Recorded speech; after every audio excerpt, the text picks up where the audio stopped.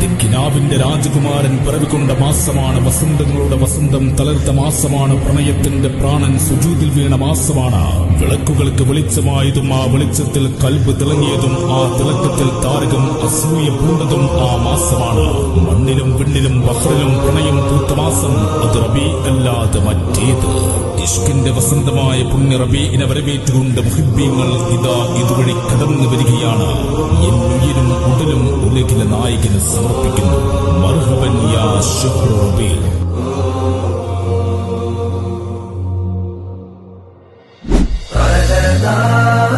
ഹൃദയം തേടും വഴിയിൽ നിന്റെ രൂപമതല്ലോ പതിയെ കരളിൽ താനെ നിറയും സ്നേഹഗീതമതല്ലോ.